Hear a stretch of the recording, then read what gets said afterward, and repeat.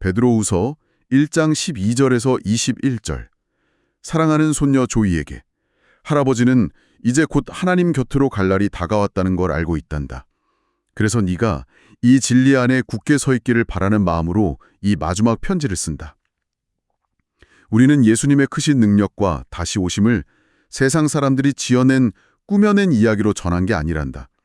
할아버지는 그분의 크고 놀라운 영광을 내 두 눈으로 똑똑히 보았어.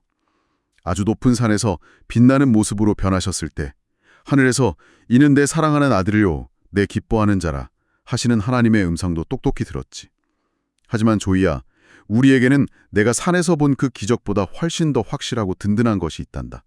그것은 바로 선지자들이 옛날부터 적어놓은 기록된 성경 말씀이야. 이 말씀은 캄캄하고 어두운 곳을 비추는 튼튼한 등불과 같아서 날이 새어 새벽별이 너희 마음에 떠오를 때까지 이 말씀에 깊이 주의를 기울이는 것이 좋단다.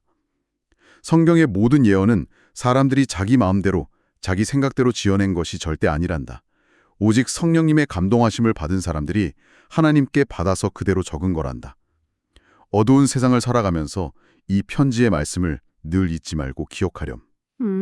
방금 들려주신 조엘 할아버지의 편지가 정말 마음을 따뜻하게 울리네요. 네, 저도 읽으면서 뭔가 마음 깊은 곳이 뭉클해지는 기분이 들었습니다. 방금 제가 낭독해드린 이 편지가 바로 오늘 우리가 탐구할 첫 번째 단계였습니다. 맞아요. 우리 친구들과 부모님들 모두 귀 기울여 잘 들어주셨죠? 자, 그럼 이제 이 이야기 속에 숨겨진 놀라운 성경의 비밀들을 하나씩 재미있게 풀어볼까요? 좋습니다. 오늘 우리는 베드로 할아버지가 남긴 이 편지를 통해서 아주 중요한 진리를 발견하려고 하거든요. 네, 먼저 이 편지를 쓴 베드로 할아버지의 상황을 잠깐 생각해 보면요. 자신이 곧 하늘나라에 갈 거라는 걸 알고 계셨잖아요. 그래서 남겨진 사람들에게 아주 간절한 마음으로 유언 같은 글을 쓰신 거죠. 그쵸. 그래서 서두에 보면 자기가 직접 겪은 엄청난 경험을 막 강조하십니다. 예수님이 아주 높은 산에서 엄청나게 눈부신 모습으로 변하셨던 그 사건 말이에요. 아, 맞아요. 그걸 흔히 변화산 사건이라고 부르는데요. 구름이 덮이고 하나님의 목소리가 직접 들렸던 그야말로 엄청난 기적의 현장이었죠. 베드로는 자기가 그걸 두 눈으로 직접 본 목격자라는 걸 분명히 합니다. 근데요, 여기서 제 머릿속에 아주 날카로운 질문이 하나 떠올랐어요. 우리가 두 번째 단계인 관찰의 시간으로 넘어가서 생각해보면 조금 이상한 점이 있거든요. 어떤 점이 이상하게 느껴지셨나요? 만약 제가 산 꼭대기에서 그런 엄청난 기적을 직접 겪었다면 아마 평생토록 만나는 사람마다 붙잡고 내 경험이 최고해진 거야. 내가 직접 봤다니까 이렇게 외쳤을 것 같거든요. 네, 보통 사람들은 다 그렇게 생각하죠. 내가 직접 보고 겪은 게 제일 확실하다고 믿으니까요. 맞아요. 그런데 편지를 보면 베드로 할아버지는 놀랍게도 자기가 직접 본 그 신비한 체험보다 옛날 선지자들이 남긴 성경 말씀이 훨씬 더 확실하다고 말씀하시잖아요. 이게 대체 왜 그런 건가요? 그게 바로 이 편지가 주는 아주 중요한 첫 번째 깨달음이에요. 한번 상상해 보세요. 사람의 기억이나 감정이라는 건 시간이 지나면 어떻게 되죠? 아무래도 점점 흐려지죠. 저도 어릴 때 정말 생생하게 기억한다고 믿었던 일이 나중에 보니까 사실이랑 전혀 달랐던 적이 있거든요. 에 떨어야 했던 그 당시처럼 캄캄하고 힘든 상황이 되면 사람들은 그때 내가 본 게 진짜였을까? 그냥 착각은 아니었을까? 하고 자기 경험조차 의심하게 되거든요. 아, 듣고 보니 정말 그러네요.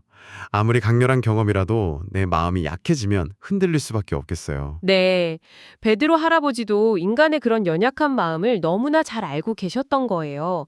그래서 이 세상을 캄캄한 어둠으로 표현하면서 그 속을 걸어갈 때 우리 감정이나 기억에 기대지 말라고 당부하신 거죠. 그러니까 내 기분이나 상황에 따라 이리저리 변하지 않는 언제나 똑같이 그 자리에 있는 객관적인 글씨, 즉 기록된 말씀이 훨씬 더 안전한 길잡이가 된다는 뜻이군요. 정확합니다. 과거의 신비한 경험보다 지금 내 손에 들려있고 언제든 다시 읽을 수 있는 텍스트가 캄캄한 길을 비추는 완벽한 등불이 되어준다는 거예요. 와, 사람의 마음이 흔들리기 쉽다는 걸 아시고 이렇게 변하지 않는 등불을 주시다니 하나님은 정말 세심하신 분이군요. 네, 정말 세심하고 우리를 잘 아시는 분이죠. 이 확고한 나침반이 우리 곁에 있다는 게 얼마나 감사한 일인지 모릅니다. 진짜 그러네요. 자, 그럼 이 등불이 우리를 어디로 안내하는지 세 번째 단계인 묵상의 시간으로 넘어가 볼까요? 19절에 보면 아주 예쁜 단어가 하나 나오잖아요. 등불을 켜고 있으면 마침내 새벽별이 떠오를 거라고요. 아, 네. 이 새벽별 부분 정말 매력적이죠. 헬라어 원래 말로는 이걸 포스포로스라고 부르는데요. 포스포러스요? 발음도 뭔가 되게 신비로운데 혹시 특별한 뜻이 숨어 있나요? 그럼요. 이게 빛이라는 뜻의 포스랑 가져오다라는 뜻의 페로가 합쳐져서 만들어진 단어거든요. 와, 빛을 가져온다는 뜻이라니 정말 좋네요. 그냥 밤하늘에 반짝이는 수많은 별 중 하나가 아니라는 거잖아요. 맞아요. 고대 세계에서 포스포러스는 아주 특별한 의미였어요. 가장 캄캄하고 깊은 밤이 끝나갈 무렵. 그러니까 아침 해가 떠오르기 직전에 동쪽 하늘에서 가장 먼저 타오르듯 빛나는 별이거든요. 오, 그럼 그 별이 떴다는 건 이제 곧 태양이 뜬다라는 신호겠네요. 그렇죠. 옛날 사람들에게 이 별은 이제 무섭고 길었던 밤이 끝났다. 곧 눈부신 아침이 올 거야 라고 약속해주는 아주 확실한 보증수표 같은 거였어요. 우리 친구들과 부모님들이 이해하기 쉽게 한번 상상해 볼까요? 우리가 아주 캄캄하고 낯선 방에 갇혀 있다고 생각해 보세요. 생각만 해도 무서운데요. 아무것도 안 보이잖아요. 네, 막 두려움에 떨고 있는데 닫힌 문틈 사이로 아주 가느다란 첫 번째 빛 한 줄기가 쓱 새어 들어오는 거예요.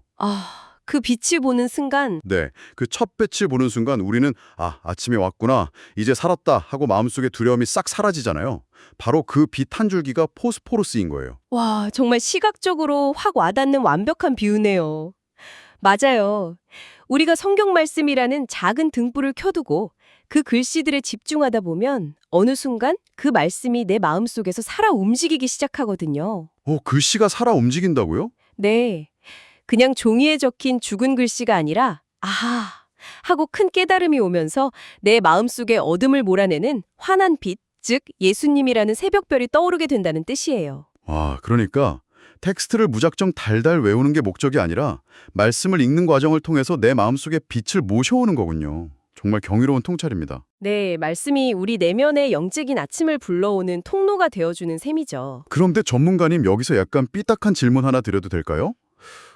성경 말씀이 우리 마음에 빛을 가져다 준다는 건 아주 잘 알겠어요. 네, 어떤 질문이신가요? 근데 근본적으로 생각해보면 그 텍스트, 그러니까 성경책 자체도 결국 사람이 쓴 거잖아요.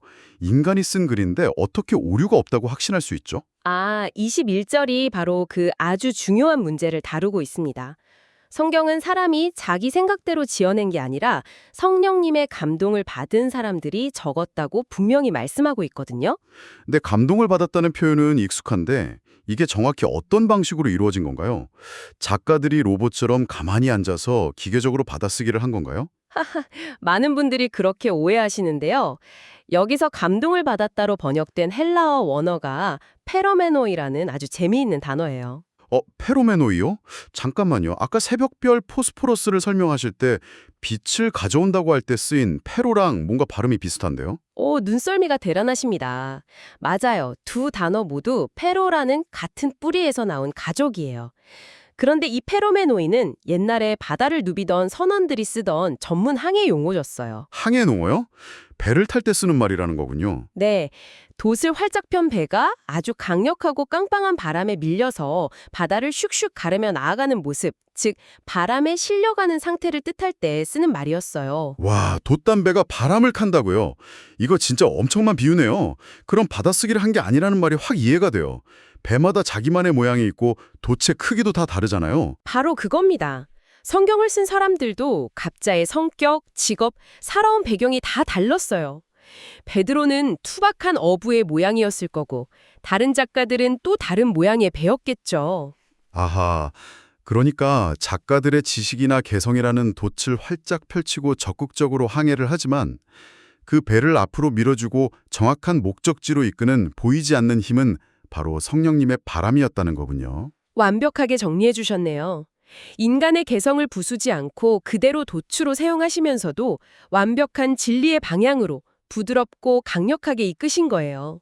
인간의 참여와 성령님의 이끄심이 이렇게 아름다운 조화를 이루어서 오류 없는 말씀이 완성됐다니 하나님은 정말 세심하신 분이군요. 네. 그래서 이 성경 말씀이 2000년이 지난 지금도 우리에게 완벽한 나침반이 될 수 있는 겁니다. 좋습니다. 그럼 이제 대화의 마지막 네 번째 단계인 결단과 적용으로 넘어가 보죠. 이 고대의 지혜가 오늘날 바쁘게 살아가는 우리 어린이 친구들과 부모님들에게 어떤 의미가 있을까요? 자료를 보면 요즘 우리가 살아가는 현실을 아주 예리하게 꼬집고 있어요. 스마트폰과 성경책을 비교하면서 말이죠. 아하, 스마트폰. 요즘 우리 일상에서 절대 빼놓을 수 없는 물건이잖아요. 우리 친구들도 틈만 나면 재미있는 유튜브 영상이나 게임을 찾게 되고요. 맞아요.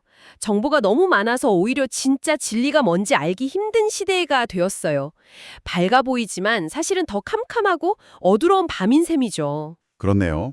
소셜미디어에는 하루에도 수만 개의 자극적인 유행과 가짜 뉴스들이 막 쏟아지잖아요. 이런 돌풍 속에 있으면 나도 모르게 사람들이 다 좋아하니까 이게 정답이구나 하고 쉽게 흔들려 버리게 돼요. 그래서 이 편지가 우리에게 아주 진지한 질문을 던지는 겁니다. 여러분은 지금 이 캄캄한 세상에서 어떤 나침판을 따르고 있습니까? 캄캄한 숲속에서 단단한 손전등을 놔두고 금방 꺼져버릴 성냥개비에 의지하는 거랑 같다는 비유가 참 뼈를 때리더라고요. 네. 순간적인 쾌락이나 사람들의 유행은 바람 불면 금방 꺼지는 성냥개비일 뿐이에요. 하지만 페르메노이, 즉 성령의 바람을 파고 쓰인 말씀은 우리 발밑을 확실하게 비춰주는 고장나지 않는 손전등이죠. 아, 튼튼한 손전등. 정말 명쾌합니다. 내 감정이나 유행이라는 변덕스러운 바람에 휩쓸리지 말고 변하지 않는 말씀에 닻을 꽉 붙여봐야겠어요. 네, 그리고 그 손전등을 켜고 매일매일 말씀을 읽어 내려가다 보면 어느새 우리 마음속에 모든 두려움을 몰아내는 새벽별, 포스포러스가 환하게 뜰 겁니다. 자, 함께 듣고 계신 여러분. 여러분은 오늘 이 이야기를 듣고 무엇을 결심하셨나요? 오늘 하루 스마트폰의 시끄러운 돌풍에 이리저리 휩쓸리기보다는 고요하지만 강력한 성령님의 바람에 내 마음의 돛을 맡겨보겠다고 다짐해 보시면 어떨까요? 네, 세상의 유행보다 영원한 텍스트를 사랑하기로 결단하는 우리 친구들과 부모님들이 되시기를 바랍니다. 캄캄한 세상을 비추는 밝은 빛이 되시는 하나님 아버지, 우리 아이들이 세상의 혼란스러운 유행이나 사람들의 거짓말에 흔들리지 않게 지켜주세요. 오직 성령님의 강력한 바람을 타고 쓰인 흔들리지 않는 말씀, 바로 이 성경을 더욱 사랑하고 매일매일 곁에 두게 해주세요. 우리 친구들과 부모님들이 말씀을 읽어 내려갈 때마다 마음속의 모든 두려움과 어두움이 싹 사라지게 도와주세요. 그리고 마침내 아침을 알리는 새벽별이신 예수님이 우리 마음 한가운데 환하게 떠오르는 것을 경험하게 해주세요. 늘 우리의 가장 완벽한 나침반이 되어주시는 예수님의 이름으로 기도드립니다. 아멘. 아멘. 여러분의 인생이라는 배가 늘 안전하고 평안하게 진리의 항구를 향해 나아가기를 진심으로 응원합니다. 오늘 이 탐구를 통해 여러분의 내면에도 작은 빛 한 줄기가 스며들었기를 바라며 다음 시간에도 지적인 호기심을 채워줄 새롭고 흥미로운 탐구로 돌아오겠습니다. 함께해 주셔서 감사합니다.